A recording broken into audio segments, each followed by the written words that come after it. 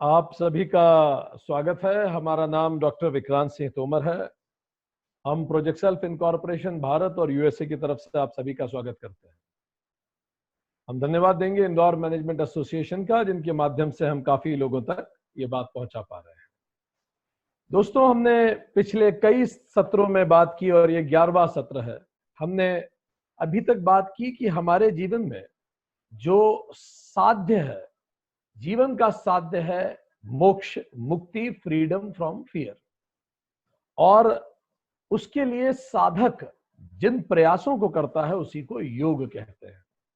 सो आज हम भक्ति योग पर बात करने जा रहे हैं। भक्ति योग का अगर हम परिभाषा से शुरू करें तो भक्ति की परिभाषा नारद भक्ति सूत्र के दूसरे श्लोक में बड़ी खूबसूरत से दे रखी है। ये परिभाषा कुछ इस प्रकार है: supreme love for the higher. किसी भी हायर प्रिंसिपल के लिए जब सुप्रीम लव होता है तब हम कहते हैं उसे भक्ति। योग शब्द पतंजलि योग सूत्र की दूसरे सूत्र में दिया है। इसका क्या अर्थ है? योग चित्तस्य वृत्ति निरोधः, चित्त के मॉडिफिकेशंस को रोक लेना, without any modifications of mind. तो अगर हम इन दोनों को जोड़ लें तो क्या हो गया? भक्ति योग। भक्ति मतलब supreme love for the higher, किसी भी हायर प्रिंसिपल के लिए सुप्रीम लव होना। और योग का अर्थ है without any modifications of mind. So बिना किसी मन के मॉडिफिकेशंस के, अस्थिर चित्त के, पूरी तरह स्थिर चित्त से जब हम किसी हायर के बारे में विचार करते हैं, उसको प्रेम करते हैं, तो उसी को भक्ति कहते हैं। सो प्रेम कई रूपों में हो सकता है। मात्र भक्ति हो सकता है, एनी हायर प्रिंसिपल। पितृ भक्ति हो सकता है, राष्ट्र भक्ति हो सकता है, भातृ भक्ति हो सकता है जैसे रामायण में है, ईश्वर भक्ति हो सकता है। सो भक्ति किसी भी रूप की, वेनेवर हम किसी हायर को प्रेम करते हैं, हायर देन अस, तो ये भक्ति कहलाती है। सो प्रेम की हमारे शास्त्रों ने मीमांसा की है और शास्त्र बताते हैं कि there can be generally two types of love. दुनिया में अधिकतर दो प्रकार का प्रेम होता है। पहला, जिसको हम सामान्य प्रेम कहेंगे, और दूसरे को हम कहेंगे विशिष्ट प्रेम। सो इन दोनों में अंतर क्या है? विशिष्ट प्रेम इज, सामान्य प्रेम is love in general and विशिष्ट प्रेम is love in particular for God. जो परमात्मा के प्रति है उसको हम विशिष्ट प्रेम कहेंगे, और जो परमात्मा के अतिरिक्त है उसको हम सामान्य प्रेम कहेंगे। तो सामान्य प्रेम जनरली तीन दिशाओं में होता है, तीन डायरेक्शंस में होता है सामान्य प्रेम। पहला, साध्य के प्रति प्रेम। दूसरा, संसाधन के प्रति प्रेम। और तीसरा, स्वयं के प्रति प्रेम। तो तीन तरह का प्रेम सामान्य रूप से देखने को आता है: साध्य के प्रति, संसाधन के प्रति और स्वयं के प्रति। थोड़ा समझ लें हम इसे। साध्य के प्रति प्रेम, आपको जीवन में जो कुछ चाहिए, आपको नौकरी चाहिए तो उसके लिए आपका प्रेम आ जाता है कि आप उस पर मेहनत करना शुरू करते हैं। आपको जीवन में प्रमोशन चाहिए, आपका बिजनेस अच्छा होना चाहिए, आपको किसी व्यक्ति से शादी करनी है, जो भी आपका लक्ष्य है, तो साध्य के प्रति प्रेम स्वतः होता है। और अगर साध्य के प्रति प्रेम नहीं होगा तो साध्य आप अचीव कर ही नहीं पाएंगे। आप 100% देने का प्रयास करते हैं तो इसको हम कहेंगे साध्य के प्रति प्रेम। और जब आप साध्य अचीव करना चाहते हैं तो उसके लिए आपको संसाधन भी चाहिए। तो फिर दूसरा प्रेम आता है जिसको हम कहेंगे संसाधन के प्रति प्रेम। तो उस साध्य को पाने के लिए जो जो संसाधन चाहिए उनको भी आपको प्रेम करना पड़ेगा, उनको भी सम्मान देना पड़ेगा। जैसे आप एक विद्यार्थी हैं, आपको इंटरनल मार्क्स चाहिए और कॉलेज की डिग्री चाहिए, तो ये आपका साध्य हो गया, लक्ष्य हो गया। तो आपके संसाधन क्या हो गए? आपको प्रोफेसर से अच्छे से बात करनी पड़ेगी, उनको तवज्जो देनी पड़ेगी, उनकी बात सुननी पड़ेगी। तो अपने आप आपको साध्य को प्रेम करना पड़ेगा, तब संसाधन को प्रेम करना पड़ेगा, तभी आपको साध्य मिलेगा। आप नौकरी कर रहे हैं, आपको प्रमोशन चाहिए, अब आपको बॉस को रिस्पेक्ट करना पड़ेगा, बॉस की बातें सुनना पड़ेगी, उन्हें तवज्जो देनी पड़ेगी। तो अब आपको संसाधनों को भी प्रेम करना पड़ेगा, तभी तो आप साध्य को पा पाएंगे। हर स्थिति में साध्य का जो प्रेम है वो उसी के कारण संसाधन के प्रति हमारे मन में प्रेम होता है। अब मान लीजिए कि वो संसाधन का प्रेम हमें साध्य तक नहीं पहुंचा रहा है। फॉर एग्जाम्पल, कॉलेज में जब तक आप थे, आपके लिए डिग्री बहुत इंपॉर्टेंट थी, तो संसाधन, वो प्रोफेसर बहुत महत्वपूर्ण हो गए थे। आज आप कॉलेज से पास आउट हो गए, कहीं और नौकरी कर रहे हैं, तो वो संसाधन जो कल तक बड़े महत्वपूर्ण थे, आप सर नवाते थे, 10 बार उन्हें सम्मान करते थे, आज शायद साल में भी एक बार आप कॉल नहीं करेंगे, क्योंकि अब जो संसाधन के प्रति आपके मन में प्रेम था वो कम या खत्म हो गया, क्योंकि अब वो संसाधन आपके नए साध्यों के लिए उपयोगी नहीं है। ये हर जगह होता है।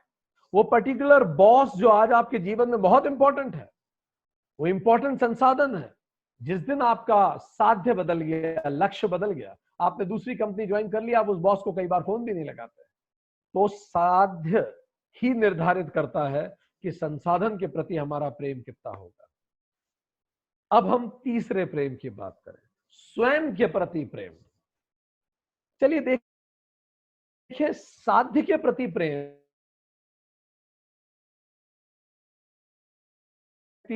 से शादी करना ताकि हम खुश रह सके, मेरी प्रसन्नता, मेरी खुशी, मेरा आनंद, ये स्वयं के प्रति प्रेम है। तो स्वयं के प्रति प्रेम के कारण ही साध्य के प्रति प्रेम इंपॉर्टेंट हो जाता है। अगर वो साध्य मुझे खुद के प्रति प्रेम की तरफ नहीं ले जा रहा, तो फिर मैं उस साध्य को भी छोड़ दूंगा। जैसे जिस व्यक्ति से आपने बड़े मनोभाव से शादी की थी, वो आपका साध्य था एक जमाने में, आज उस व्यक्ति से अगर आपकी नहीं पट रही है और वही व्यक्ति आपको प्रसन्नता नहीं दे रहा है, तो वही व्यक्ति आपको पसंद आना बंद हो जाएगा। इसका मतलब वो जो कल तक साध्य था, अब उसके प्रति प्रेम कम या खत्म हो जाएगा, क्योंकि वो व्यक्ति आपको प्रसन्नता नहीं दे रहा है। शास्त्र कहते हैं, आत्मानस्तु कामाय सर्वम प्रियम भवति। आत्मानस्तु कामाय, अपने स्वयं के लिए ही सर्वम प्रियम भवतु, हर चीज खुद के प्रति प्रेम के कारण ही अच्छी लगती है। जीवन में एक प्लेजर और पेन की इक्वेशन होती है। कोई भी व्यक्ति हो या परिस्थिति हो या कोई भी चीज हो, वो आपको आनंद कितना दे रही है और दुख कितना दे रही है, आपके मन में एक अदृश्य सा तराजू होता है। कोई भी व्यक्ति हो, अगर वो आपको ज्यादा आनंद दे रहा है और कम दुख दे रहा है, तो आप हमेशा उसके साथ रहना चाहिए। वो बेटा हो, पति हो, व्यक्ति हो, बॉस हो, कोई भी हो, ईदर वेज, ईदर जेंडर। पर जिस पल वो व्यक्ति लगातार आपको दर्द लगे और सुख खुशी कम देने लगे और लंबे समय तक वो लगातार दर्द दे, तो भले वो पत्नी हो, पति हो, बच्चा हो, भाई हो, व्यक्ति उसको त्याग देता है। दशरथ ने त्याग कर दिया कैकेयी का, क्योंकि वो कैकेयी जो पूरे जीवन भर दशरथ को सुख देती रही, उसने दुख दिया। ये इक्वेशन केवल प्लेजर और पेन की है। जब प्लेजर ज्यादा होता है और पेन कम होता है किसी से, तो हम कहते हैं आई लव यू। एंड जैसे ही पेन ज्यादा हो जाता है और प्लेजर कम हो जाता है और लंबे समय तक यही इक्वेशन रहती है, तो हम कहते हैं मुझे माफ कीजिए, आप अपने रास्ते हो जाइए। सो हम केवल स्वयं को प्रेम करते हैं। इसी का रिफ्लेक्शन है हमारा दूसरों के प्रति प्रेम। और जब हम किसी को बोलते हैं कि मैं तुम्हें प्रेम करता हूं, इसका मतलब भी ये होता है कि तुम्हारी प्रेजेंस में मैं खुद को सबसे ज्यादा प्रेम कर पाता हूं, इसीलिए तुम्हारी प्रेजेंस मेरे जीवन में बहुत जरूरी है, क्योंकि तुम ऐसी बातें करते हो जिससे मुझे खुद के प्रति अच्छा लगता है। You make me feel beautiful, you make me feel worth it, you make me feel wanted, you make me feel loved, and that's why I want you to be in my life, because you make me feel good. And the moment that person will stop making you feel that way for a long period of time, and equation बदल जाए, आप उस व्यक्ति और वस्तु का त्याग कर देंगे। तो शास्त्र कहते हैं व्यक्ति का सर्वश्रेष्ठ प्रेम केवल खुद के प्रति होता है। उसके लिए व्यक्ति साध्य के प्रति प्रेम का भी त्याग कर सकता है, और साध्य के लिए वो संसाधन के प्रति प्रेम का त्याग कर सकता है। तो लोग सुसाइड क्यों करते हैं? सुसाइड का मतलब क्या है? मेरी खुश रहने की इच्छा इतनी प्रबल है कि या तो मैं खुश रहूंगा या मैं रहूंगा ही नहीं। इसी तरह से सारे रिश्ते इसी डायनेमिक्स पे काम करते हैं। तो अगर हम इंटेंसिटी पे इसको खींचे तो प्रेम की इंटेंसिटी सबसे कम होती है संसाधन के प्रति प्रेम, उससे ज्यादा होती है साध्य के प्रति प्रेम में, और सबसे ज्यादा होती है स्वयं के प्रति प्रेम में। तो ये हो गया लव इन जनरल। अब हम आए लव इन पर्टिकुलर। तो विशिष्ट रूप में अगर हम प्रेम को देखें तो वही भक्ति है। जब प्रेम गॉड डायरेक्टेड हो जाता है, परमात्मा की दिशा में हो जाता है, हायर पे हो जाता है, तो हम उसको कहेंगे भक्ति। यही भक्ति है। सो ये जो भक्ति है ये डिपेंड करती है आपका देखने का तरीका क्या है, आपका भाव क्या है, आप किस भाव से देखते हैं। सो तीन अलग अलग भाव होते हैं परमात्मा को प्रेम करने के लिए। तीन अलग अलग भाव होते हैं। बिल्कुल व्यक्तिगत प्रेम की तरह, लव इन जनरल की तरह परमात्मा का भी प्रेम तीन प्रकार का होता है।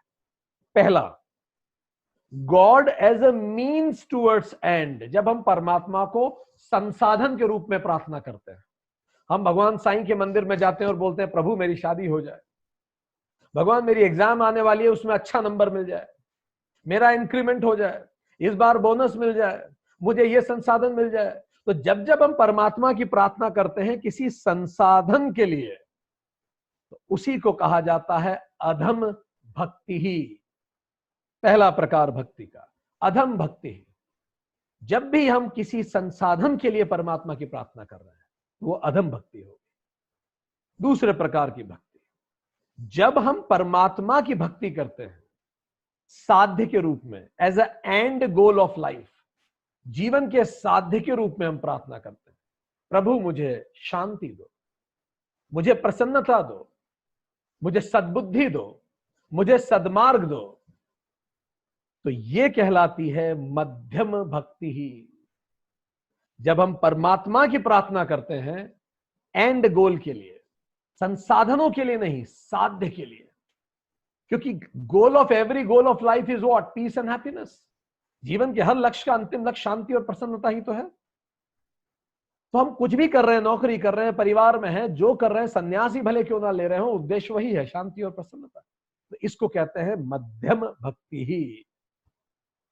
और तीसरी, जब मैं परमात्मा की प्रार्थना करता हूं as something non different from me, जो मुझसे अलग नहीं है, मेरे अंदर बैठे हुए परमात्मा की मैं प्रार्थना करता हूं, खुद को रियलाइज करने के लिए प्रार्थना करता हूं कि वो परमात्मा मेरे अंदर भी तो है, मेरी आत्मा के रूप में। अहम ब्रह्मास्मि सोहम अस्मि, मैं वही हूं, उसी ऊर्जा का एक हिस्सा मैं हूं। सो मेरा खुद के प्रति प्रेम ही मेरा भगवान के प्रति प्रेम बन जाता है, और मेरा भगवान के प्रति प्रेम ही मेरा खुद के प्रति प्रेम बनता है।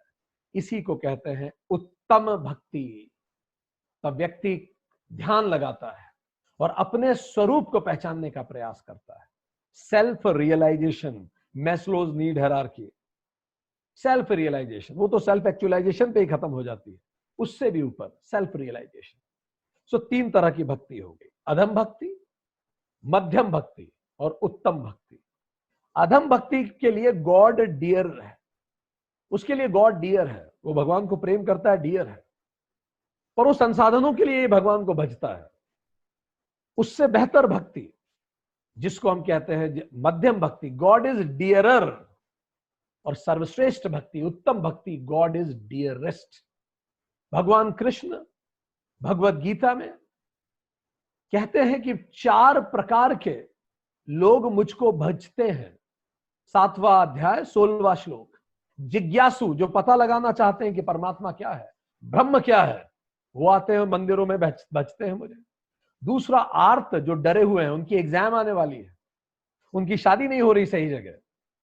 अर्थार्थी, जो सांसारिक सुख चाहते हैं, मेरा पोस्टिंग हो जाए और किसी प्रकार का मुझे शांति मिले, प्रसन्नता मिले, सद्बुद्धि मिले। और अंतिम चौथा इज ज्ञानी, जो मुझे खुद के रूप में ही भजता है, मेरे अंदर में बैठे परमात्मा को मैं भजता हूं। तो ये 4 प्रकार के लोग होते हैं और 3 प्रकार की भक्ति। सो भक्ति का जो प्रथम तरीका हमने देखा शास्त्रों में जो दिया गया वो ये है, सामान्य और विशिष्ट भक्ति। अब भक्ति की दूसरी परिभाषा जो शास्त्र कहते हैं वो है भक्ति योग। भक्ति as a course of discipline to accomplish the spiritual goal, मेरे आध्यात्मिक लक्ष्य को प्राप्त करने के लिए जिस साधना को मैं अपनाता हूं वही भक्ति योग है। योग का अर्थ ही है जो साधक को साध्य से जोड़ दे।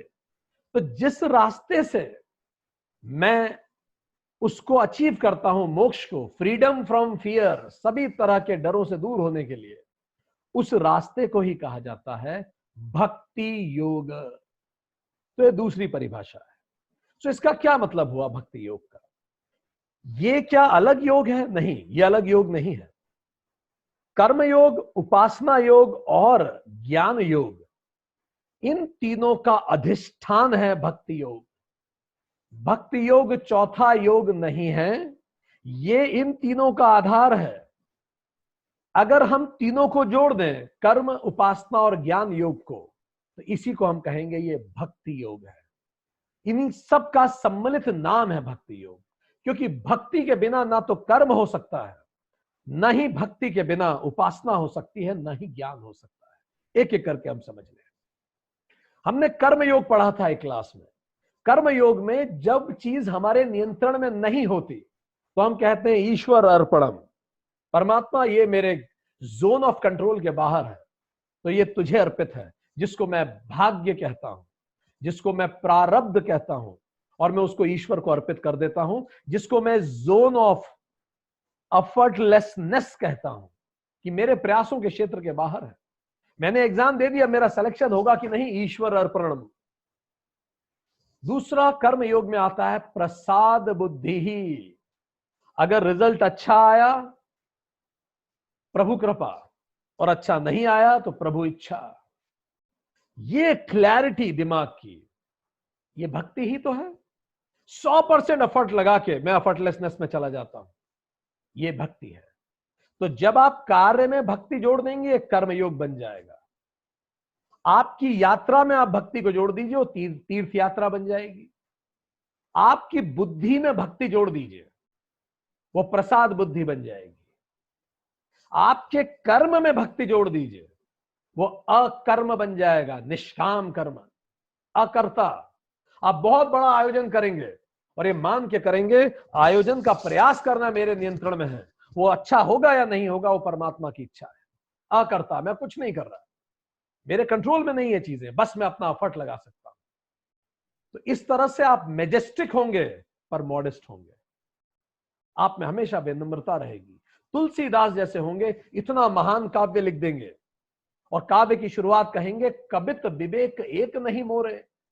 मुझे तो लिखना ही नहीं आता, कबित विवेक एक नहीं मोरे, सत्य कहूं लिख कागज कोरे। मैं तो कोरे कागज में केवल सत्य लिख रहा हूं, मुझे तो कुछ आता ही नहीं। उसके बाद अगर आप प्रधानमंत्री भी होंगे, छोटा मोटा पद तो छोड़ ही दीजिए, तो आपका जीवन आप भरत की तरह बिताएंगे। राम रूपी, राम के चरण रूपी जो पादुका है, वो संविधान है, उसको कुर्सी पे बिठाएंगे और तपस्वी और सन्यासी के वेश में आप राजकार्य करेंगे। तो संविधान देश चलाएगा और आप प्रधान सेवक बन जाएंगे, जैसे भरत प्रधान सेवक थे अयोध्या के और समर्पण भाव से अपने कर्तव्य कर रहे थे। राज्य मेरा है ही नहीं, मुझे कुछ नहीं चाहिए, मैं अपने कर्तव्यों को पालन कर रहा हूं। तो जहां भक्ति जुड़ गई वो कर्म, कर्म योग बन जाता है। अब हम आए उपासना योग पे। उपासना योग में भी हम मानस पूजा करते हैं, हनुमान चालीसा में उसको जीते हैं, उसको सांसों में बसाते हैं, हम जप करते हैं। आप संगीत में भक्ति को जोड़ दीजिए, वही कीर्तन है, झूम के आप नाचने लगते हैं उसमें। आप घर में भक्ति ले आइए, वही मंदिर बन जाएगा। आप खाना खा रहे हैं, उसको भक्ति से बनाइए और भक्ति से खाइए, वही खाना प्रसाद हो गया। अरे आप पानी पी रहे हैं, उसे भक्ति से पीजिए और पिलाइए, वही चरणामृत हो गया। आप भूखे हैं आज, उसी को भक्ति से कर लीजिए, ये व्रत बन गया। तो कार्य वही होंगे, भक्ति जोड़ते ही उपासना का रंग अलग हो जाएगा। अगला ज्ञान योग। हमारे देश के महानतम ग्रंथ उपनिषद शुरुआत परमात्मा की प्रेयर से करते हैं। सहनानवतु सहनौ भुनक्तु सह वीर्यं करवावहे तेजस्विनाधीतमस्तु मा विद्विषावहे। ओम शांति शांति शांति। क्या मतलब हुआ इसका? कि परमात्मा हम पढ़ने जा रहे हैं, हम पे कृपा रखना, हम साथ में तेज को प्राप्त करें, हमारी सुरक्षा करना, हमें ज्ञान देना, हमें विद्वेष ना हो। ये किस परमात्मा से आप प्रार्थना कर रहे हैं? आप अपने अंदर के परमात्मा को पुकार रहे हैं ताकि आप पूरे मन से कर सके जो आप कर रहे हैं। गुरु के प्रति भक्ति ज्ञान प्राप्ति का महत्वपूर्ण साधन है। कल हमने बात की थी लास्ट क्लास में, श्रवणम और मननम। अगर गुरु के प्रति आपके मन में सम्मान नहीं है, आप सीखेंगे ही नहीं। सोचिए आप एक क्लास में पढ़ने गए और आपको पता पड़ा कि ये जो व्यक्ति आया है इसको कुछ नहीं आता है, आपको पहले से पता है, आप विश्वास खो देंगे। आप एक डॉक्टर के पास गए अपना इलाज करवाने, और डॉक्टर ने इलाज करते हुए वो आपका कार्डियक ऑपरेशन करने वाला है, और ऑपरेशन से पहले वो कहता है कि एक्चुअली मेरी तो पंचर की दुकान है बेसिकली, और हम लोगों का सेव मिक्सचर का बिजनेस भी है, और उसके साथ हमारा टूर्स एंड ट्रेवल्स का भी बिजनेस है। मैं तीनों जगह संभालता हूं, और जब जब थोड़ा समय बचता है तो यहाँ सर्जरी करने भी आ जाता हूँ। तो आप सच में घबरा जाएंगे सुन के, क्योंकि आपका विश्वास खत्म हो जाएगा, और विश्वास खत्म होते ही वो कितना ही ज्ञानी हो, आप उससे कुछ नहीं ले पाएंगे। तो ज्ञान योग क्या है? Discovery of God by self discovery. मैं खुद को जानता हूं ताकि मैं उसको जान सकूं। जिस तरह से हम चांद से एक पत्थर लाते हैं ताकि धरती को जान सके, तो मैं खुद को जानता हूं ताकि उसको जान सकूं। यही ज्ञान योग है। एपीजे कहा करते थे कि जब कोई व्यक्ति थोड़ा विज्ञान समझता है तो नास्तिक हो जाता है, पर जो वो पूरा विज्ञान समझ लेता है तो आस्तिक हो जाता है। वो भौचक्का रह जाता है कि क्या क्रिएटर है, कैसी उसने ये क्रिएशन की। आइंस्टाइन कहा करते थे, the more I study science the more I believe in God. आज मेडिकल साइंस तक इस बात को बताता है, प्लासिबो इफेक्ट वो कहते हैं। अगर आपका डॉक्टर पे पूरा भरोसा है और डॉक्टर पे आप अनन्य विश्वास रखते हैं, वो डॉक्टर आपको चीनी की गोली दे देगा हाथ में और बोला ये खा लो तुम ठीक हो जाओगे, आप यूं ठीक हो जाएंगे। Placebo, psychological. एक फ्लाइट में एक व्यक्ति बैठ के बाइबल पढ़ रहे थे, उसी के पास में एक दूसरे व्यक्ति बैठे थे। उस व्यक्ति ने उसको बाइबल पढ़ते हुए देखा, उसको अच्छा नहीं लगा। उसने बोला देखो साहब, मैं फिजिक्स का प्रोफेसर हूं, आप अभी भी बाइबल पढ़ रहे हैं, मुझे आपको बोलते हुए खेद होता है, पर आप जैसे लोग ही प्रगति के विरुद्ध हैं। आज दुनिया चांद पे पहुंच गई और आप आज भी बाइबल पढ़ रहे हैं। अगर आपको जीवन में कोई परेशानियां हैं तो आप मुझसे पूछ सकते हैं। मैं फिजिक्स का प्रोफेसर हूं एक बड़ी फेमस यूनिवर्सिटी में। वो आदमी बाइबल पढ़ता रहा। थोड़ी देर बाद सज्जन ने फिर से कहा, मुझे आप काफी परेशान महसूस होते हैं। यदि आपके मन में कोई प्रश्न है जिसका उत्तर आप बाइबल में ढूंढ रहे हैं, तो आपका अभी ये सौभाग्य है कि मैं पास में बैठा हूं। जब तक फ्लाइट लैंड नहीं करेगी मुझे यहीं बैठना है, आप मुझसे पूछ सकते हैं। वो व्यक्ति फिर भी बाइबल पढ़ता रहा। तीसरी बार जब उसने फिर टोका तो उस व्यक्ति ने बाइबल बंद कर दी और सुनने लग गया उसकी पूरी बात। इतने में फ्लाइट लैंड हो गई। फ्लाइट लैंड होते ही वो व्यक्ति उठा और उसने अपना कार्ड दिया इस बाइबल वाले व्यक्ति को और कहा, ये मेरे कार्ड है, आप परेशान दिखते हैं शक्ल से, यदि आपको कोई परेशानी हो मुझसे पहले अपॉइंटमेंट ले लीजिएगा, आके मुझसे मिलिए, मैं आपकी सच में मदद करूं। और वो कह के जाने लगा। पर जाने से पहले उसने पूछा कि अरे मैं आपके नाम तो पूछना भूल ही गया, आपने परिचय नहीं दिया अपना। उस बाइबल वाले व्यक्ति ने हाथ मिलाते हुए कहा कि नमस्कार, मेरा नाम थॉमस एल्वा एडिसन है, जिन्होंने बल्ब का आविष्कार किया था। ये जो प्रोफेसर थे फिजिक्स के भौचक्के रह गए। इन्होंने कहा कि सर मैं आपको काफी समय से ढूंढ रहा था, मुझे जीवन में बहुत सारी समस्याएं हैं और बहुत सारे प्रश्न हैं, क्या आप मुझे समय देंगे, मुझे बहुत पूछना है आपसे। तो एडिसन ने उन्हें अपना कार्ड दिया, बोला ठीक है आप आ जाइएगा। मुकर्रर समय प्रोफेसर पहुंच गए। तो एडिसन के जो घर था उसमें एक बड़ा सुंदर सोलार सिस्टम का एक मॉडल रखा हुआ था, बड़ा सुंदर सा मॉडल। तो प्रोफेसर उसको निहारने लगे, इतने में एडिसन आ गए। प्रोफेसर ने एडिसन से पूछा, सर ये इतना सुंदर सोलार सिस्टम का मॉडल कहां से आया? तो एडिसन ने बोला कि ये बड़ा खूबसूरत मॉडल है, इनफैक्ट मैंने भी अभी ही देखा, क्योंकि कल रात तक तो ये था नहीं, अभी एकदम से शायद सुबह सुबह ही आया है, एकदम से प्रकट हुआ यहां। तो प्रोफेसर मुस्कुराने लगे। जब कोई सीनियर मजाक करता है तो आपको हंसना चाहिए, यही शिष्टाचार है। प्रोफेसर ने कहा कि सर मैं आपकी बात समझ गया, पर बिटवीन यू एंड मी कोई चीज एकदम से तो नहीं आ सकती ना। ये कहां से खरीदा आपने मॉडल? मैं भी बनवाऊंगा, कोई चीज एकदम से तो आती नहीं। तो एडिसन ने कहा कि तुम विज्ञान के लोग यदि ये सोचते हो कि ये पूरी कायनात और पूरा सोलर सिस्टम विदाउट किसी क्रिएटर के आ सकता है, तो क्या सोलार सिस्टम का मॉडल बिना क्रिएटर के नहीं आ सकता? ज्ञान का आधार भी भक्ति होता है, जब आप पूर्ण ज्ञान प्राप्त कर लेंगे। इसीलिए एपीजे ने जितनी मिसाइल्स बनवाई भारत के लिए, त्रिशूल, अग्नि, ब्रह्मोस, क्या क्या नाम रख रहे हैं हम लोग, ये तो शास्त्रीय नाम है, भक्ति आधारित है। अब हम आगे बात करें तो 3 तरह की भक्ति और हो गई। पहली, कर्म योग रूपी भक्ति, कर्म योग रूपी भक्ति। जब कर्म में भक्ति का आधार मिलता है तो कर्म निष्काम बन जाता है। दूसरी, उपासना योग रूपी भक्ति। जब उपासना सच्ची भक्ति से की जाती है तो वो मोक्ष का रास्ता खोल देती है। तीसरा, ज्ञान और योग रूपी भक्ति। जब 100% अपना देके मैं बाकी सब परमात्मा पे छोड़ता हूं तो अपने आप वो ज्ञान भी मुझे फलित होने लगता है। एरोगेंस नहीं आता मुझ में, ह्यूमिलिटी आती है उस ज्ञान से। तो this is 3 more types of भक्ति, कर्म योग रूपी भक्ति, उपासना योग रूपी भक्ति और ज्ञान योग रूपी भक्ति। अब हम इस सेशन के दूसरे पहलू पे जाते हैं। आप किसी को भी प्रेम तभी कर सकते हैं जब आप किसी को जानते हो। आप किसी को बिना जाने उससे प्रेम नहीं कर पाएंगे ढंग से। यदि आपको सच में उससे प्रेम करना है तो आपको जानना होगा। तो शास्त्र बोलते हैं, ज्ञानम of God as an object of love, God inquiry, ब्रह्म जिज्ञासा। जब हम परमात्मा को जानने का प्रयास करते हैं ताकि हम उसे प्रेम कर सके, तो इस प्रयास के आधार पर 3 परिभाषाएं प्रेम की शास्त्र ने बताई हैं। 6 परिभाषाओं पे हम बात कर चुके हैं, 6 प्रेम के प्रकारों पे, 3 और हैं। सो ये 3 परिभाषाएं कौन सी हैं? It depends on the intelligence and maturity of the seeker. जो प्राप्त करना चाहता है उस व्यक्ति की इंटेलिजेंस और मैच्योरिटी के आधार पर 3 तरह का गॉड परसेप्शन है। परमात्मा को देखने का 3 तरीके का नजरिया है। तो पहला नजरिया क्या है? जगत कर्ता ईश्वरा।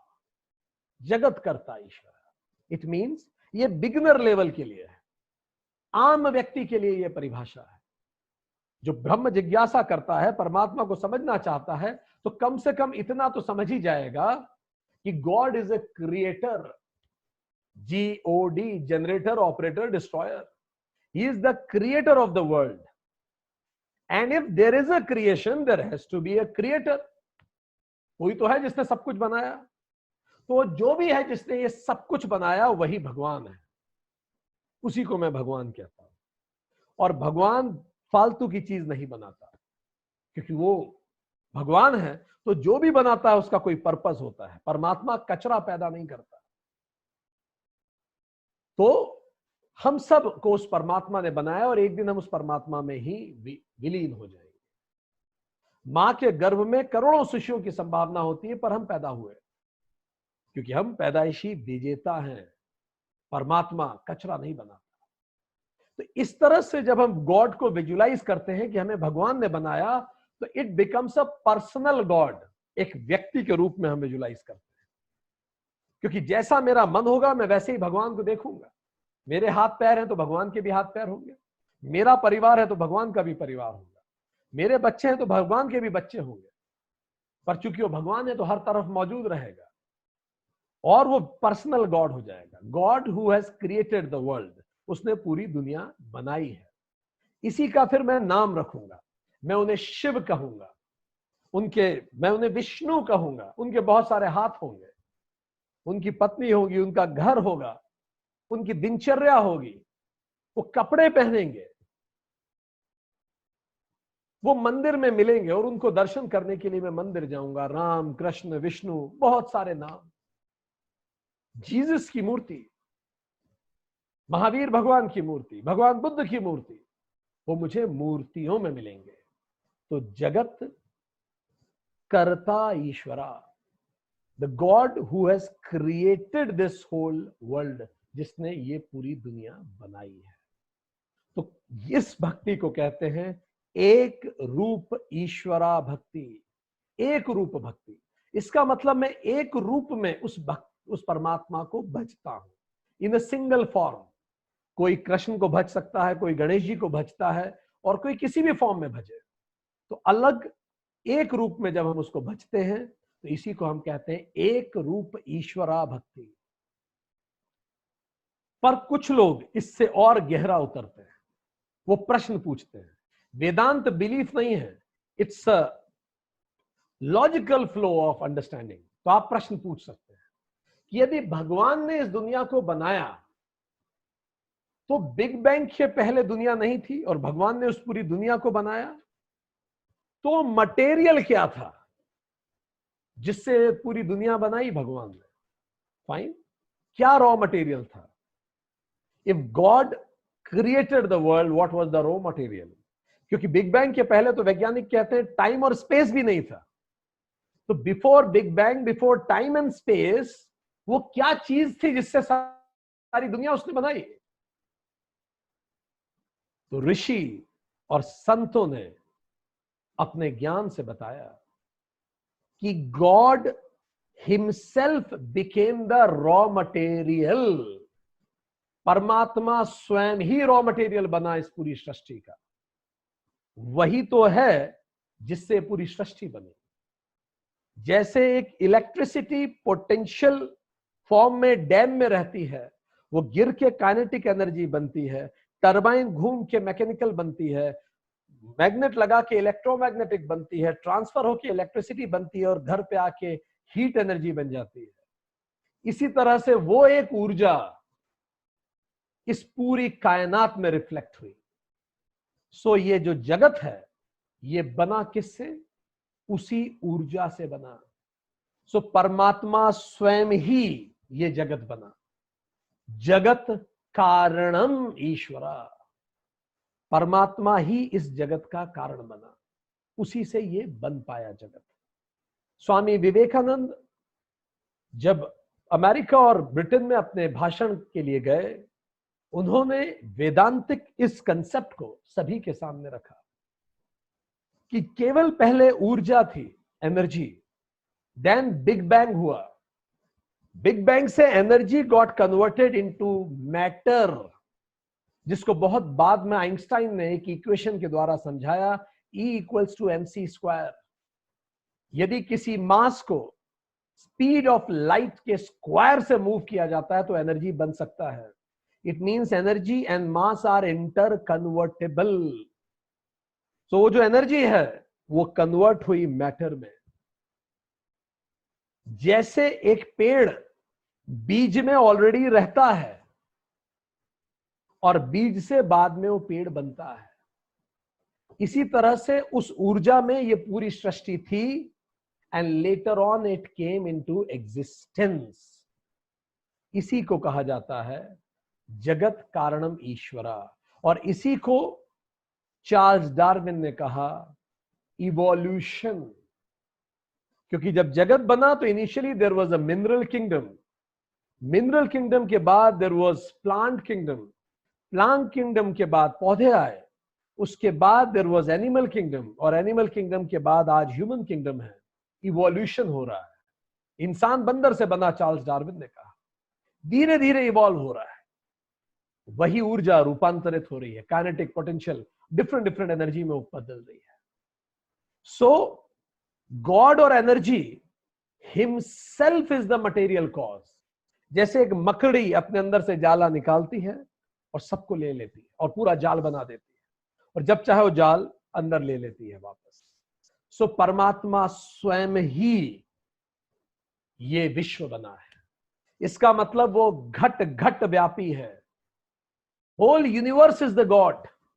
इसी से ये कंसेप्ट आया कि जो सभी भूतों में मुझे देखता है वही ज्ञानी है, भगवान कृष्ण ने कहा। बाइबल ने कहा कि अपने पड़ोसी से भी वैसा ही व्यवहार करो जो तुम खुद के साथ चाहते हो। और कृष्ण ने कहा पड़ोसी तो ठीक ही हैं, समस्त भूतों से वैसा व्यवहार करो जो तुम मेरे साथ चाहते हो, क्योंकि जो मुझे सभी भूतों में देखता है वही ज्ञानी है। हर जर्रा नुमाया है अनवारे इलाही से, हर सांस ये कहती है मैं हूं तो खुदा भी है। तो अब ये जो भगवान होगा ये मल्टी फॉर्म भगवान होगा। अब ये पर्सनल गॉड नहीं है, ये यूनिवर्सल गॉड है। अब आप उसकी नाग देवता के रूप में भी पूजा करेंगे, आप इसकी वन देवता के रूप में भी पूजा कर लेंगे, आप इसकी ग्राम देवता के रूप में भी पूजा कर सकते हैं। आप इसको हर तरफ पाएंगे, हर तरफ, और ये मानेंगे कि तेरे अंदर ही है। जो तिल माही तेल है, जो चकमक में आग, तेरा साईं तुझी में है, जाग सके तो जाग। तो हर व्यक्ति में वो है। ये एक इवॉल्व्ड विचार है। भगवान नानक गए मक्का की यात्रा पे, तीर्थ यात्रा पे, थक गए थे, रेस्ट करने लगे।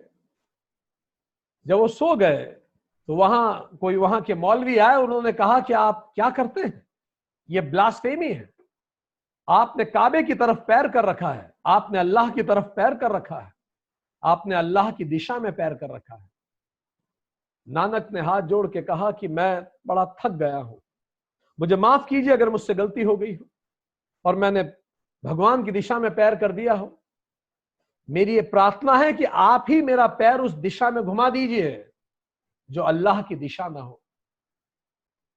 घट घट व्यापी परमात्मा, सूरज में, चांद में, प्रकृति में, हर जगह वो परमात्मा दिखता है। भगवान कृष्ण चैप्टर 7 6th वर्ष गीता में कहते हैं, 6ठे वर्ष में, मैं जगत का मूल कारण हूं। ये वही तो एनर्जी है, same energy. Energy can never be created nor be destroyed, it takes forms. तो सारा जगत मुझ में गुथा हुआ है। चैप्टर 7 वर्स 7, जल में मैं रस हूं, सूरज का प्रकाश मैं ही तो हूं, वेदों में मैं ओमकार हूं, आकाश का मैं शब्द हूं, पुरुषों का मैं पुरुषत्व हूं, पृथ्वी की गंध हूं, अग्नि का तेज हूं, भूतों में जीवन हूं, तपस्वियों का तप हूं, बुद्धिमानों की मैं बुद्धि हूं, तेजस्वियों का तेज हूं, और बलवानों का सामर्थ्य मैं ही तो हूं। तो अब आपके पास एक नया कंसेप्ट मिला, and this is universal God, many forms of God. मंदिर जाने की जरूरत ही नहीं है, हर जगह आपको मिलेगा, वो हर जगह आपको मिलेगा। So God has become the world. इसको हम कहेंगे अनेक रूप ईश्वरा भक्ति। आप उसे अनेक रूप में पूजिए, आप उसे पत्थर के रूप में पूजिए, आप उसे मूर्ति में पूजिए, आप उसे पशु में पूजिए, आप वायु देवता को पूजिए, आप अग्नि देवता को पूजिए, आप सबको पूजिए। आपको अब मंदिर जाने की आवश्यकता नहीं। पर अब अगला प्रश्न आता है। अब ये अत्यधिक जो लोग और इसमें मीमांसा करना चाहते हैं, डिस्कशन करना चाहते हैं, वो और प्रश्न पूछेंगे। तो अब चरम फॉर्म भक्ति का और तीसरा फॉर्म इज, प्रश्न ये उठ सकता है कि अगर भगवान ही ये सृष्टि बन गया तो इसका मतलब फिर आईसिस भी भगवान हो गया, सारे आतंकवादी भी भगवान ही हैं, क्योंकि उनमें भी तो भगवान ही बैठा है। तो ये जितने बुरे काम हो रहे हैं धरती में, भूत भी तो फिर भगवान ही हो गए, तो सभी तो भगवान हो गया फिर।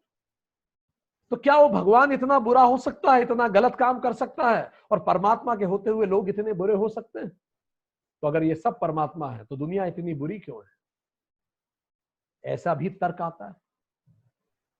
तो जो ज्ञानी है, ऋषियों ने बताया, जब व्यक्ति की सोच और परिपक्व हुई तो ऋषियों ने बताया कि वास्तविकता यह है कि God did not become the world, he appears as the world in different forms. परमात्मा जगत बना नहीं, वो अलग अलग रूपों में प्रतिबिंबित होता है, फॉर्म लेता है वो अलग अलग रूप में। वो ये बन नहीं गया।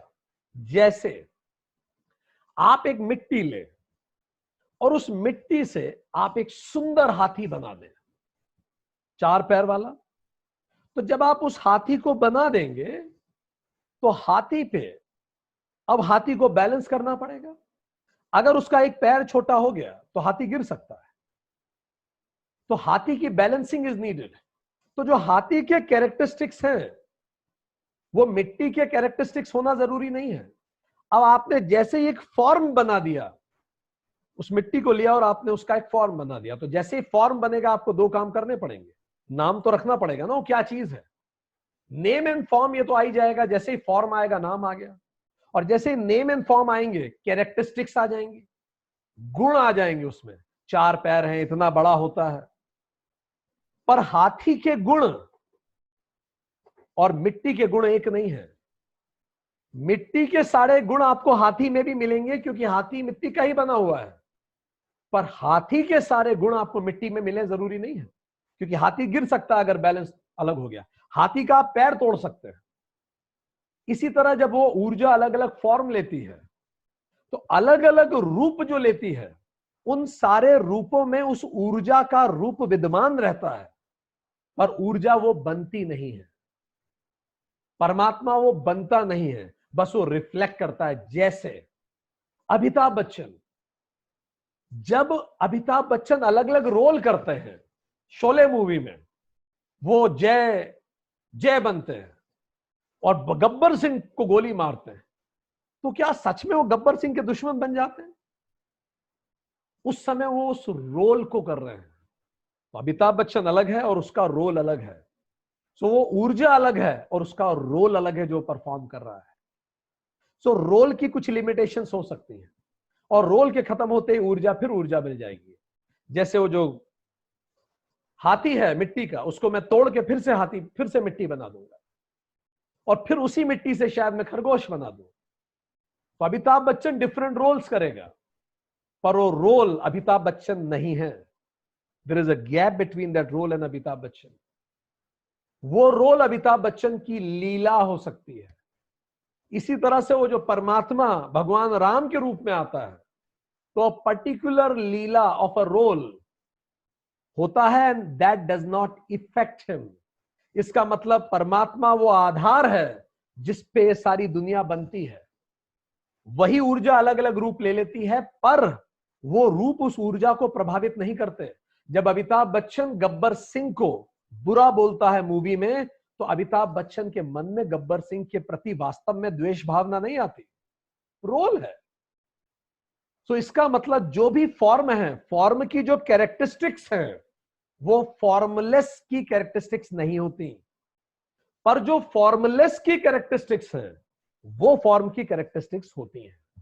अगर हम पूछें शोले मूवी आपको दिखा के ये कौन है, तो आप कहेंगे जय है। हम पूछेंगे और, आप कहेंगे वीरू का दोस्त है। हम पूछेंगे और, तो फिर आप कहेंगे एक्चुअली तो ये अमिताभ बच्चन है। बस यही बात है। आप कहेंगे वो हाथी है, पर जो ज्ञानी होगा वो कहेगा एक्चुअली तो ये वही परम ऊर्जा है। तो जो हाथी में उस परम ऊर्जा को देख सके वो है जगत अधिष्ठान ईश्वरा। जगत अधिष्ठान का मतलब जो जगत का आधार है। अष्टावक्र नाम का एक बालक, छोटा सा बालक, जनक के दरबार में तत्व ज्ञानियों की भीड़ इकट्ठी हुई। दुनिया भर के आत्मज्ञानी इकट्ठे हुए और ज्ञान पर चर्चा करते थे। अष्टावक्र बालक भी पहुंच गया। इसके हाथ पैर 8 जगह से मुड़े हुए थे, बड़ा विकृत सा इसका शरीर था। तो ये भी अंदर पहुंच गया। राजा जनक ने पूछा, बालक तुम यहां क्यों आए हो? जनक जानकी के पिताजी, सीता जी के पिताजी। तो अष्टावक्र ने कहा कि प्रभु, मैं इस आत्मज्ञानियों की चर्चा में हिस्सा लेने आया हूं, आत्म तत्व पे चर्चा करने आया हूं। तो ये सुनते ही सारे ज्ञानी जोर जोर से हंसने लगे। एक तो बच्चा, शरीर विकृत, और जब उनका हंसना खत्म हुआ, लाफ्टर खत्म हुआ, जनक ने पूछा कि तुम्हें ऐसा क्यों लगता है कि तुम इस सभा में चर्चा करने के लिए एलिजिबल हो? तो अष्टावक्र ने गंभीर होकर कहा, हे राजन, मैं कॉबलर्स की इस सभा में, मैं चमारों की इस सभा में आत्म तत्व पे चर्चा नहीं करूंगा। और यहां एक इंपॉर्टेंट डिक्लेमर है, यहां यह जाति सूचक शब्द नहीं है। तो मैं यहां चमारों की सभा में डिस्कस नहीं करूंगा। राजा नाराज हुए, उन्होंने कहा, तुमने आत्मज्ञानियों को यह शब्द से संबोधित किया, यदि तुम इसका सही उत्तर ना दे पाए तो तुम्हारी गर्दन में धड़ से अलग कर दूंगा। अष्टावक्र ने हाथ जोड़ के बोला, हे राजन, मैं सभा में आया था आत्म तत्व पे चर्चा करने के लिए, पर जब मैं यहां आया तो मैंने देखा यहां जितने महानुभव बैठे हैं, इन सभी ने मेरी शरीर की वक्रता को तो देख लिया, इन्होंने मेरी उम्र की, शरीर की उम्र को तो देख लिया, पर इस वक्र शरीर के अंदर, इस छोटी उम्र के अंदर मेरी आत्मा अभी भी स्ट्रेट है, मेरी आत्मा अभी भी स्वस्थ है, और मेरी आत्मा अभी भी चिरकालीन है, जिसका आयु पर कोई असर नहीं पड़ता। वो आत्मा ये देख ही नहीं पाए। तो जो दमड़ी देखता है वो व्यापारी होता है, जो आत्मा देखता है वो आत्मज्ञानी होता है। तो जो चमड़ी देखे मैं उसे चमार ना कहूं तो क्या कहूं प्रभु? जब ये आत्मा देख ही नहीं सकते तो मैं क्या आत्म तत्व पे इनसे चर्चा करूंगा? तो जब जो व्यक्ति हर प्राणी में उस एक ऊर्जा को देख पाता है, इसी को अरूप भक्ति कहते हैं। अरूप भक्ति। हर तरफ, गाय में, बैल में, आपके घर के काम करने वाले मेड में, आपके बॉस में, आपके सबऑर्डिनेट में, हर व्यक्ति में जब आपको उसी ऊर्जा का प्रतिबिंब दिखे, स्वामी विवेकानंद कहते हैं, मैं उस परमात्मा की सेवा करता हूं जिसको मूर्ख लोग मनुष्य कहते हैं। तो जब आपको उसका प्रतिबिंब हर जगह दिखने लगे, तब आप इस भक्ति के लिए एलिजिबल हैं। अरूप भक्ति। परमात्मा अधिष्ठान है पूरे जगत का, नो पर्टिकुलर फॉर्म उसमें आवश्यक है, किसी फॉर्म में जरूरी नहीं है, ना गाय की पूजा करनी है मुझे, ना किसी की पूजा करनी है। मैं उस खुदा, उस एहसास का नाम है जो रहे सामने और दिखाई न दे। अधिष्ठान, अरूप, ईश्वरा। This is the highest form of भक्ति। तो अब इन तीनों भक्तियों में अंतर क्या हो गया? जो पहली भक्ति थी जिसमें हम एक रूप भक्ति कर रहे थे, फिर अनेक रूप कर रहे थे, और अब हम रूप ही हटा दिया हमने। साउथ इंडिया में एक मंदिर है, चिदंबरम मंदिर। उस मंदिर में भगवान शिव का वो मंदिर है। उस मंदिर में जाएंगे तो भगवान का कोई मूर्ति ही नहीं है वहां। आकाश तत्व में आप परमात्मा की पूजा करते हैं, अदृश्य प्रभु, तो कोई मूर्ति नहीं है उसमें।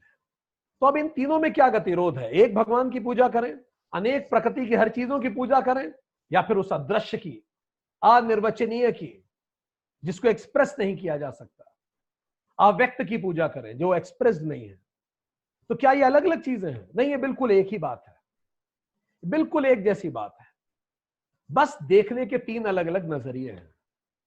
जैसे पानी अरूप भगवान है, सागर अनेक रूप है, और उसकी एक लहर एक रूप है।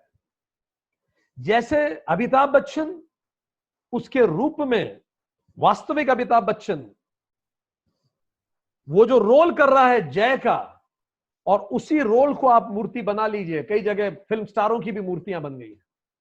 तो अगर आप उसके उस रूप की पूजा करना चालू कर दें तो एक रूप भक्ति हो गई। अमिताभ बच्चन ने बहुत सारे रोल किए हैं, यह अनेक रूप हो गई। और उस जो व्यक्ति स्वयं है, इस तरह से इन तीनों में वो बात एक ही है, और एक ही बात अलग अलग रूप में रिफ्लेक्ट होती है। सो अनन्य रूप भक्ति या अरूप भक्ति अनेक रूप भक्ति को कैंसिल नहीं करती, जैसे न्यूटन का फिजिक्स आइंस्टाइन की फिजिक्स को कैंसिल नहीं करता।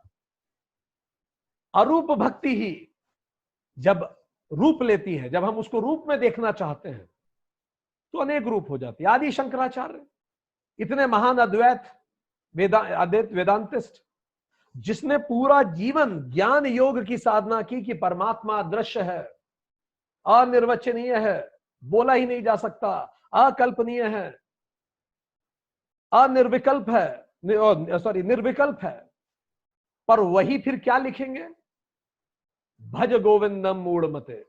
और वो भगवान विष्णु की मूर्ति बनाएंगे और सामने उस पर गाएंगे, अच्युतम केशवम भी गाएंगे ये लोग, क्योंकि इनको अच्छा लगता है। स्वामी विवेकानंद जैसा महान वेदांतिस्ट जब एक राजा के पास गए तो राजा ने कहा कि लोग मूर्ति पूजा क्यों करते हैं, तो घट घट व्यापी परमात्मा है, मूर्ति की जरूरत क्या है। विवेकानंद ने बोला बिल्कुल सही कह रहे हैं, मूर्ति फोटो सब बकवास है। फिर उन्होंने कहा ये जो आपके पिताजी का फोटो है जाके इस पे थूक दीजिए। तो राजा एकदम से घबरा गया, मैं थूक कैसे सकता हूं, मेरे पिताजी हैं वो। तो विवेकानंद ने कहा अभी तो आप कह रहे थे कि मूर्ति का कोई उपयोग ही नहीं। तो जब ज्ञानी पूरे ज्ञान को जानता है तो कई बार उसे अच्छा लगता है, ताकि वो उसको रूप में बना के उसकी पूजा करता है।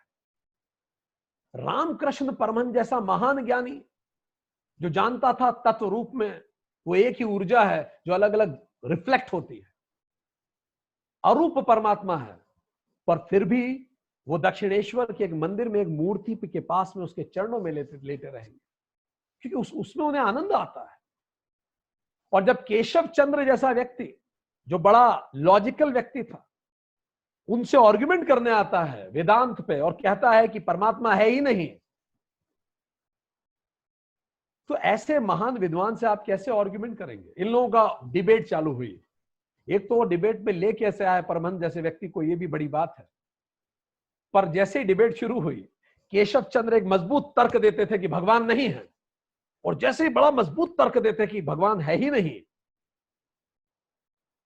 तो रामकृष्ण परमहंस के चेहरे पे इतनी मुस्कुराहट तैर जाती थी और जाके वो केशव चंद्र को गले लगा के फिर से बैठ जाते थे। अब केशव चंद्र एक दूसरा तर्क देते थे कि परमात्मा नहीं है, रामकृष्ण फिर उठते थे, फिर गले लगा के बैठ जाते थे। हर बार वो यही करते थे। अब केशव चंद्र परेशान हो गए और उन्होंने कहा मैं लगातार आपके विरुद्ध तर्क दे रहे हैं, आपको गुस्सा ही नहीं आ रहा है, आपको बुरा नहीं लग रहा, आप मेरे तर्कों को काटिए। तो रामकृष्ण परमहंस कहते थे जैसे ही तुम इतना महान तर्क देते हो तो मेरी आंखों में खुशी के आंसू आ जाते हैं कि परमात्मा ने कितना लॉजिकल व्यक्ति बनाया है, कितनी तीव्र इसकी बुद्धि है। तुम परमात्मा के सर्वश्रेष्ठ क्रिएशन हो, तो मैं तुम्हारे अंदर बैठे परमात्मा को गले लगाता हूं। अब ऐसे व्यक्ति को आप क्या डिबेट में ले जाएंगे। कहते हैं नेवर डिबेट विथ अ फूल, किसी मूर्ख से कभी डिबेट मत करो। परम मूर्ख और परमहंस से कभी डिबेट नहीं करनी चाहिए। परमहंस को आप डिबेट में ले जा ही नहीं सकते, वो आर्ग्यू ही नहीं करेगा, वो विड्रॉ कर जाएगा, क्योंकि ही इज लीस्ट बॉदर्ड, आप माने ना माने। और परम मूर्ख आपको अपने कुतर्कों से अपने स्तर पे ले जाएगा, अपने स्तर पे गिरा लेगा, और उसको गिरे हुए स्तर की इतनी आदत होगी कि वहां अनुभव से आपको डिफीट कर देगा। सो इस तरह से इन लोगों में, इसमें तीनों में कोई अंतर नहीं है, बस पानी, सागर और उसकी एक लहर का अंतर है। आप जिस भी रूप में उसको भजें, the power of your object of faith comes from the power of your faith in the object. हो सकता है आपके लिए हनुमान जी काम करते हो, किसी और के लिए अरूप अल्लाह काम करता। वो ताकत आती कहां से? जिस इच्छा शक्ति से आप उसको पूजा करते हैं, वैसा ही रिजल्ट आपको मिलने लगता है। सो दोस्तों, हमने ये समझा कि ये जो पूरी भक्ति है ये 9 रूप में हमने देखी। 9 रूप में कौन सी? पहली भावना दृष्टया भक्ति, जिसमें हम किस रूप में परमात्मा को देखते हैं वो आ गई। तो हम देखते हैं परमात्मा को, अगर हम संसाधन के लिए पूजा कर रहे हैं तो ये मंद भक्ति हो गई, साध्य के लिए कर रहे हैं शांति, प्रसन्नता, सद्बुद्धि, तो ये मध्यम भक्ति हो गई। और खुद को पहचानने के लिए कर रहे हैं, खुद के अंदर बैठे परमात्मा को रियलाइज करने के लिए कर रहे हैं, तो ये उत्तम भक्ति है, ज्ञानी के रूप में। इसी तरह के 4 भक्त हो गए, जिज्ञासु, आर्त, अर्थार्थी और ज्ञानी। दूसरा साधना दृष्टया भक्ति। आप अगर उसे योग रूप में करना चाहते हैं तो कर्म योग बंद कर लीजिए। आप मत मानिए भगवान को, मंदिर मत जाइए, कहिए मैं अथिस्ट हूं, मैं नहीं मानता भगवान को, कोई भगवान नहीं होता। पर यार पूरे मन से मेहनत तो करोगे ना, और जो कंट्रोल में नहीं है उस पर, उसको भाग्य भरोसे भी तो छोड़ोगे। तो जो तुम्हारे कंट्रोल में नहीं है उसको सच्चे मन से छोड़ देना, यही निष्काम कर्म हो गया। उपासना योग रूपी कर्म और ज्ञान योग रूपी कर्म, खुद को रियलाइज करने के लिए, अपने अंदर बैठे को रियलाइज करने के लिए। अब तीसरा रूप है देवता दृष्टया भक्ति। मैं परमात्मा को किस रूप में देखता हूं, इस आधार पे भी 3 हो गए। एक रूप ईश्वर भक्ति, अनेक रूप ईश्वर भक्ति और अरूप ईश्वर भक्ति। इन्हीं 9 फॉर्मेट को कहा जाता है नवधा भक्ति ही। यही भगवान राम ने शबरी को समझाया था कि कैसे मुझे भजा जा सकता है। तो देखें जरा, भावना दृष्टया भक्ति में राम ही मेरे जीवन के सारे साधन हैं, राम ही तो साधन है, वही तो नाव है जिससे भवसागर निकलेगा मेरा, तो राम ही तो मेरी नाव है। फिर ये तो मंद भक्ति हो गई। मध्यम भक्ति, राम ही दूसरा तट है, मेरा उद्देश्य भी राम ही है। ये कौन सा हो गया, राम ही साध्य है, मध्यम भक्ति। और मुझ में भी तो राम ही है, ये कौन सी भक्ति हो गई, उत्तम भक्ति। तो मेरे अंदर बैठे हुए राम को राम ही राम तक पहुंचाएंगे, ये विचार हो गया भावना दृष्टया भक्ति, इस कदर समर्पण। दूसरा है साधना दृष्टया, मेरा काम ही मेरा राम है। मैं फील्ड पे उतरा हूं, मैं नौकरी कर रहा हूं, मैं जो कर रहा हूं वही मेरा परमात्मा है, my work is my God. मैं पूरी ईमानदारी से करूं, राम काज कर सोचे करूं, राम काज करवे को आतुर, प्रभु चरित सुनवे को रसिया। राम काज करवे बिना मोहे कहां विश्रामा। दूसरा, राम में ध्यान लगाए रखना पूरे समय, उपासना योग हो गया। और राम को जानना, राम शब्द का शाब्दिक अर्थ भी तो यही है, र और म, र मतलब रवि, म मतलब मुझ में, मेरे अंदर का प्रकाश। जब मैं उसे जान लूं तो यही तो राम है, कि मैं बस उसी ऊर्जा का एक हिस्सा हूं, और वो ऊर्जा कभी भी फॉर्म बदल सकती है। अब मैं आ जाऊं देवता दृष्टया भक्ति में, तो मैं राम की मूर्ति की पूजा करूंगा घर में रख के, घंटी बजा के, एक रूप पूजा, उनकी पत्नी होंगे साथ में, सब कुछ होगा। पर फिर मैं क्या कर सकता हूं, अनेक रूप, घट घट में राम है। मेरे घर के बाहर जो गाय है उसे खाना खिला दूंगा, जो अतिथि आया उसकी सेवा कर दूंगा, मनुष्य ऋण चुकाऊंगा मेरा, हर व्यक्ति की सेवा कर दूंगा, क्योंकि हर व्यक्ति में तो राम मुझे दिखता है, मीरा की तरह। और अंतिम अनेक अरूप ईश्वर भक्ति, सांस सांस में राम है, इस सृष्टि में सब कुछ राम है, अधिष्ठान है वो। इस भक्ति की विराट अवधारणा के कारण ही हिंदुस्तान ने कभी भी किसी भी समय किसी भी धर्म को नकारा नहीं। हमारे यहां पारसी आए, वो अग्नि पूजक थे, उन्होंने कहा अग्नि की पूजा करनी चाहिए, तो हिंदुस्तान ने कहा बिल्कुल हम आपका स्वागत करते हैं, आइए गले लगिए। कृष्ण ने गीता के चैप्टर 7 में कहा ही है, श्लोक 7 में, कि अग्नि भी तो मैं ही हूं यज्ञ की। अनेक रूप भक्ति, आइए। क्रिश्चियन आए, उन्होंने कहा कि नहीं मूर्ति पूजा करनी चाहिए, हमने कहा बिल्कुल आप सही कह रहे हैं, कृष्ण को पूजा करें या क्राइस्ट की, एक रूप भक्ति। ताओ आए, चाइना जापान के ताओ आए, उन्होंने कहा कि नहीं नहीं नहीं, ऊर्जा की पूजा होनी चाहिए, यिन यांग जो ऊर्जा अलग अलग फॉर्मेट में प्रकृति में, प्रकृति की पूजा करो। हमने कहा बिल्कुल आप सही कह रहे हैं, अनेक रूप प्रकृति, पार्वती प्रकृति का ही तो रूप है, शिव वो अनंत ऊर्जा है और पार्वती उसका फॉर्म है, अनेक फॉर्म है। तो अरूप भक्ति शिव है, अनेक रूप भक्ति पार्वती है। जर्रे जर्रे में। और फिर इस्लाम आए, इस्लाम ने कहा कि नहीं नहीं, निराकार अल्लाह, या इलाही इल्लल्लाह, एक ही अल्लाह है और उसके अतिरिक्त कोई नहीं, और वो दृश्य भी नहीं है, आप उसकी मूर्ति नहीं बना सकते। हमने कहा बिल्कुल आप सही कह रहे हैं, गलत है ही नहीं इसमें कुछ। निराकार पूजा, चिदंबरम भगवान साउथ इंडिया में। आदि शंकराचार्य ने कहा, वेदों में लिखा है कि मूर्ति की जरूरत ही नहीं है। वैज्ञानिकों ने कहा भगवान होता ही नहीं है, गॉड डज नॉट एग्जिस्ट। तो ज्ञान रूप योगी पूजा, बिल्कुल आपने सही कहा, अपना ज्ञान अपना कर्म ही भगवान है, करिए इसको करिए। बिजनेसमैन आए कि नहीं भगवान नहीं होता, पैसे ही सब कुछ है, बिल्कुल सही। धर्म आधारित कर्म कीजिए, कामनाएं पूरी कीजिए, वही भगवान है, आपका कर्म भगवान। तो इस कारण हिंदुस्तान को लोग सॉफ्ट कंट्री कहते हैं। ये सॉफ्ट नहीं, स्पिरिचुअल कंट्री है। और जो स्पिरिचुअल कंट्री होती है वो व्यर्थ के विवादों में नहीं पड़ती। शुक्रिया, थैंक यू वेरी मच।